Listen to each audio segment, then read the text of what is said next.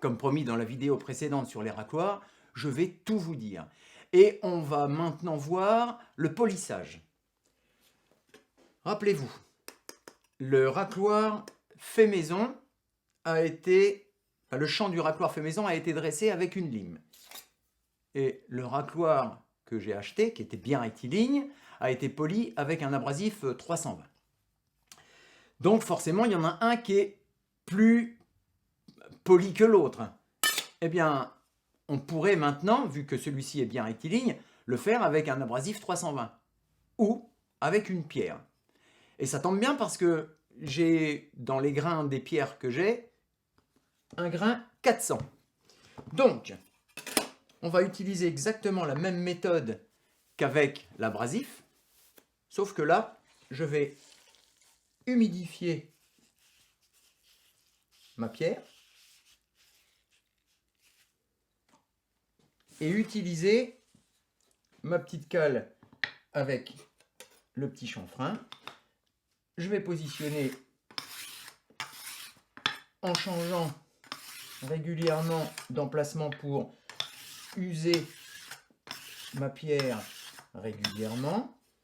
Et n'hésitez pas à revenir mettre de l'eau pour faciliter la glisse du racloir sur la pierre.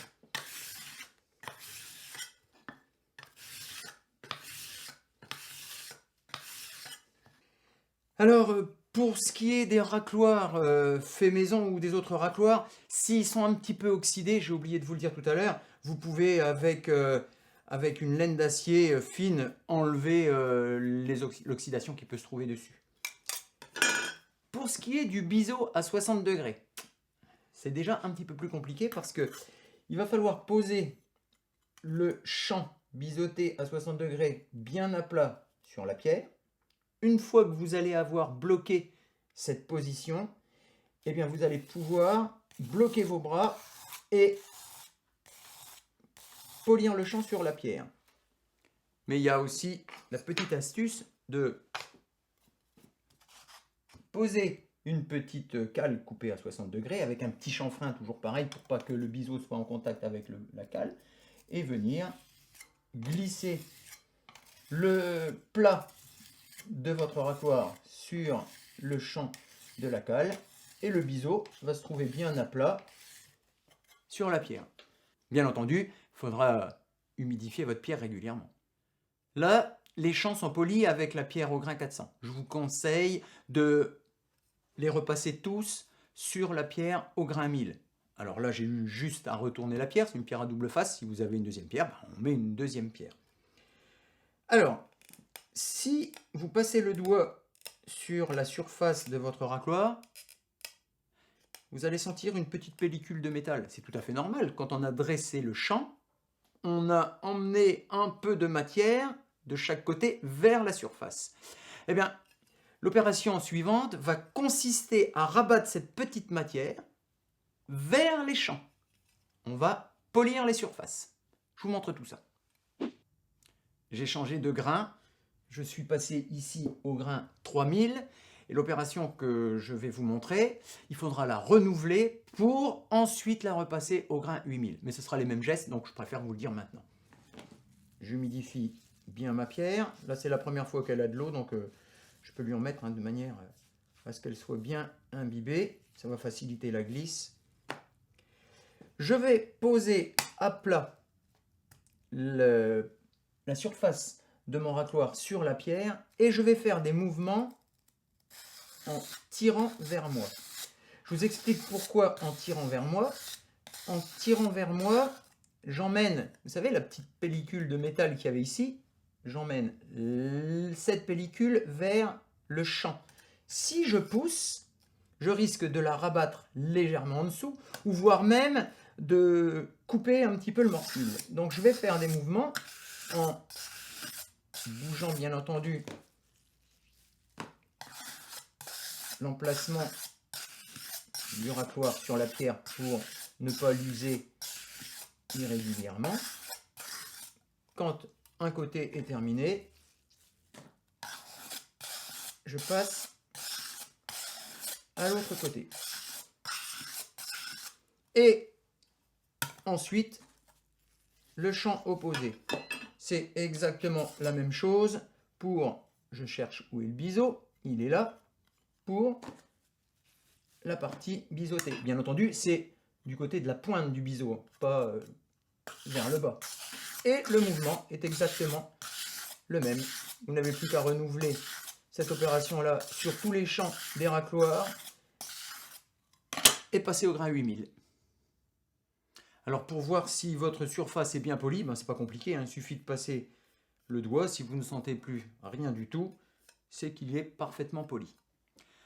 Maintenant, je vous propose de passer à la dernière phase, la phase qui va rendre votre racloir digne de ce nom, l'affilage. Alors, l'affilage, ça consiste à rabattre une petite partie de métal du champ vers la surface de votre racloir, le fameux morphile. Et pour ça, on va utiliser un affiloir. Je vais le faire avec différents affiloirs, comme ça vous allez pouvoir vous faire une petite idée. Alors, cette valeur d'angle d'affilage doit se trouver entre 10 et 15 degrés. Quand vous aurez l'habitude, vous allez pouvoir le faire à l'œil, mais là, ne vous faites pas de soucis. Je vais vous montrer encore quelques petites astuces pour le faire facilement au bon angle. Serrez le racloir dans votre étau entre deux pièces de bois ou de contreplaqué.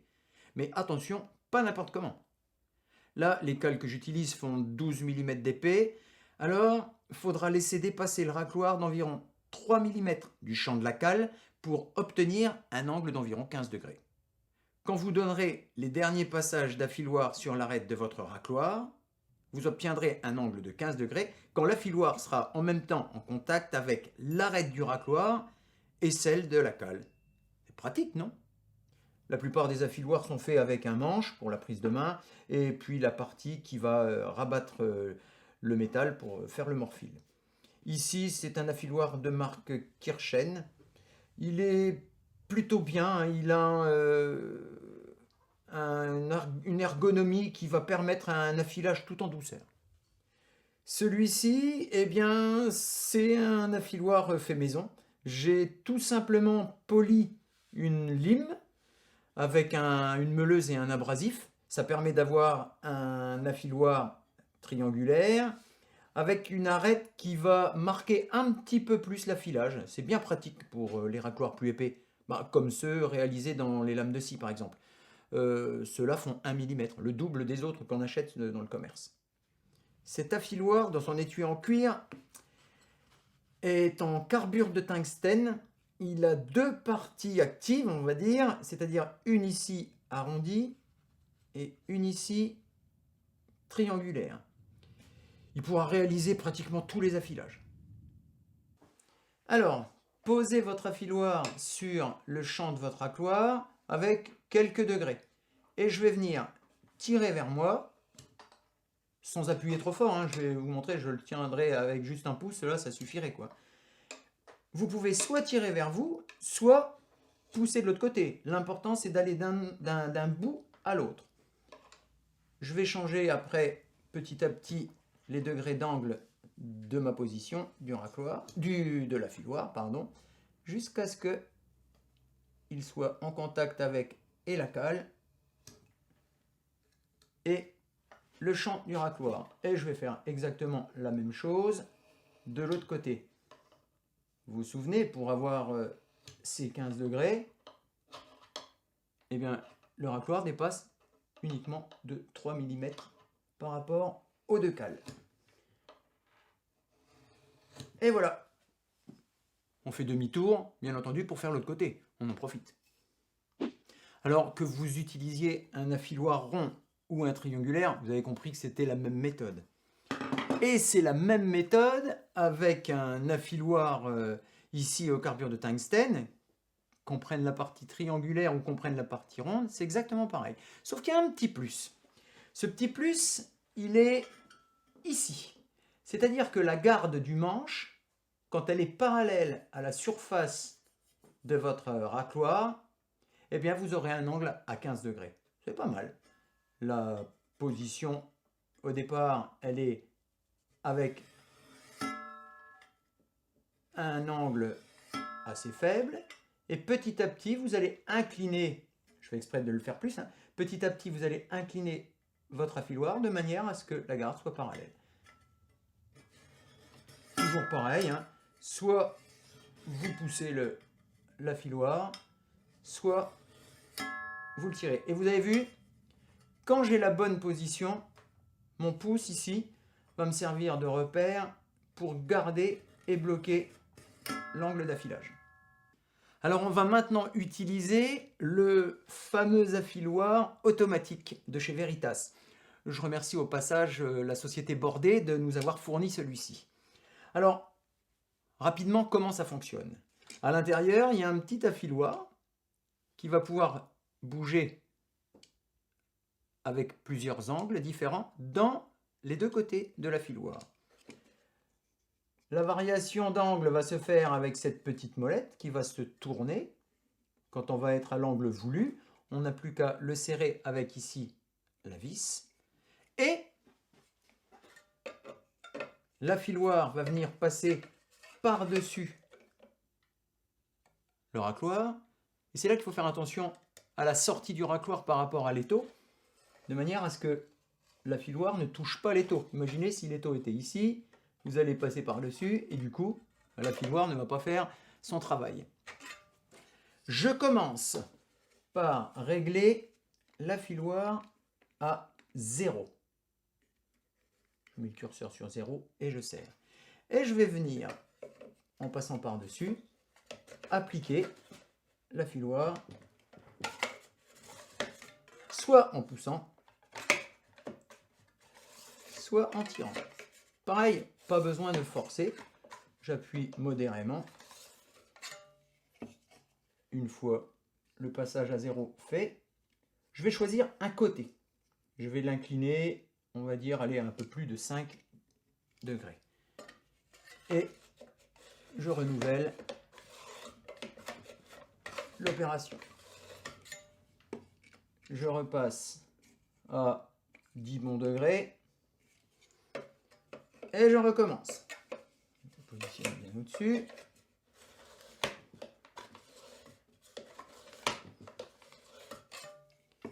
Jusqu'à arriver à 15 degrés. Une fois à 15 degrés, je termine mon dernier passage.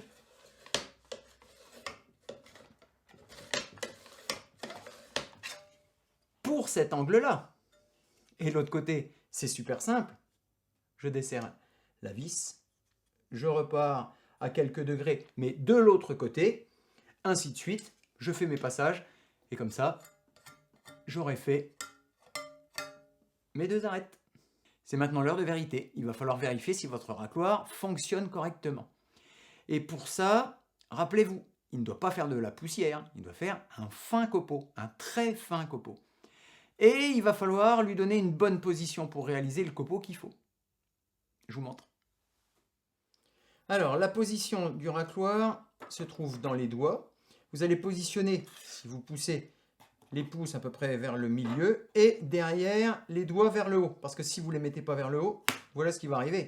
Vous allez pousser, il va tomber. Et les doigts de l'autre côté vont le maintenir. Et si vous tirez, eh ben, c'est pareil. Les pouces vont être plutôt vers le haut pour tirer vers vous. Alors il va falloir maintenant trouver la bonne position, la bonne inclinaison de votre racloir par rapport à la surface que vous allez racler. Bah oui, si je suis trop perpendiculaire à la surface,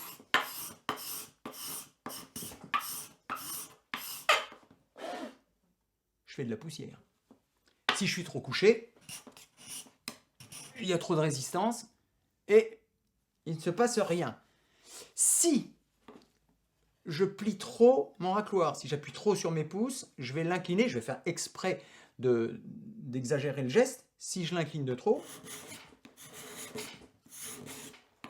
là je fais du copeau, hein, il n'y a pas de souci, c'est impeccable. Sauf que, je vais creuser la surface. Donc il va falloir trouver un compromis.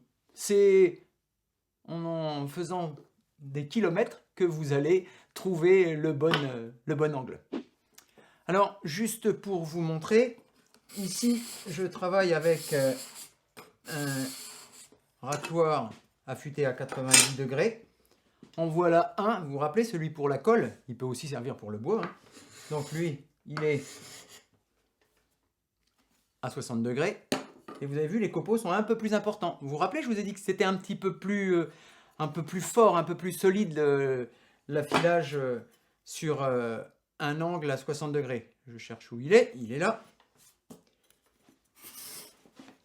Ah non, c'est pas le bon côté. Ça ira mieux de ce côté-là. N'est-ce pas? Là, c'était un raclage sur du bois brut, mais ça marche aussi sur de la peinture et du vernis.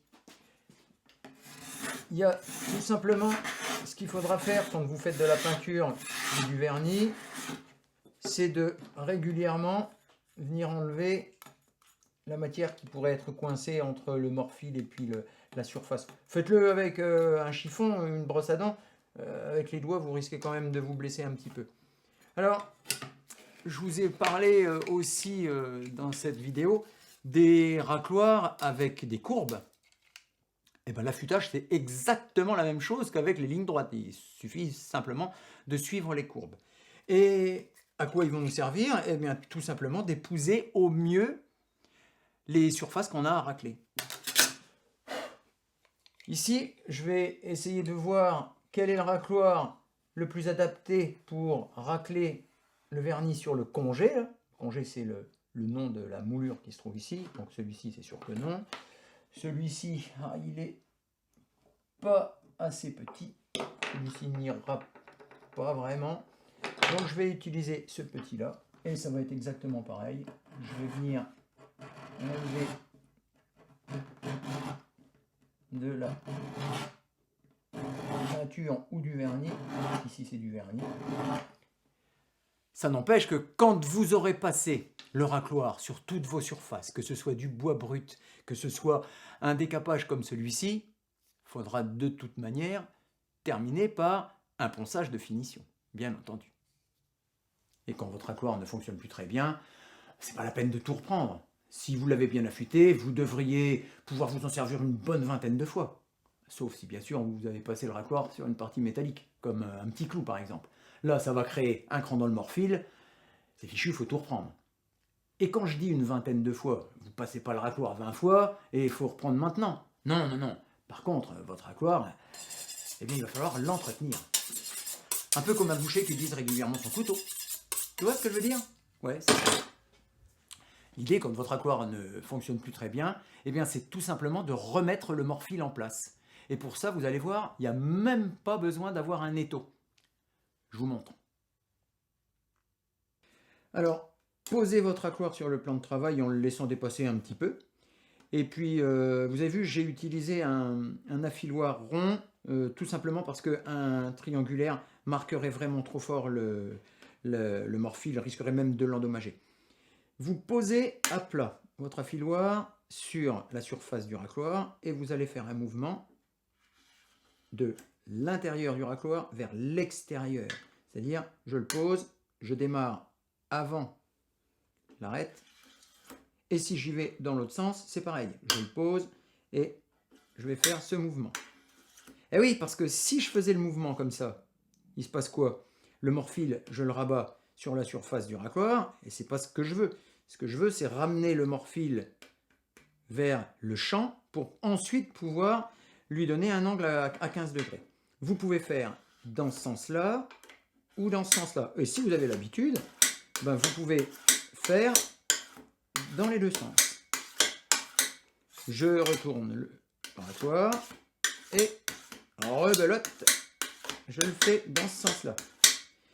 Il suffit de passer le doigt pour voir si il est bien. Et tout simplement, maintenant, pour remettre à 15 degrés, bon, là je le fais à l'œil parce que j'ai l'habitude, je vais venir ici me mettre avec un angle de quelques degrés. Je refais le passage, je tire vers moi. Et après, vous pouvez aussi le pousser, quoi. Là, on sent bien qu'on a redonné du morphile. Là, j'en ai pas. Et vous avez vu, je n'ai pas besoin d'appuyer trop fort. Et voilà. À vous de jouer maintenant. Et dites-moi ce que vous en pensez. On en discute dans les commentaires, d'accord? Alors, pour en finir, un petit peu de promo. Je vous ai parlé de nos revues, mais nous publions aussi de nombreux livres sur le travail du bois et je vous ai fait une petite sélection. Usinage des formes courbes à la toupie, 100% tournage, SketchUp pour le bois, fabriquer son établi, fabriquer en bois de récup, et tous nos ouvrages sont faits avec à l'intérieur des plans, des photos, des schémas, des illustrations et toutes les explications pour pouvoir le faire vous-même. Retrouvez tous nos ouvrages sur notre boutique en ligne, le lien est en dessous des descriptions. À très bientôt les amis et bon copeau. Si vous avez aimé cette vidéo, n'hésitez pas à la liker, à la partager ou à vous abonner à notre chaîne BLB Bois TV. Vous pouvez aussi nous suivre sur notre site ou sur notre page Facebook.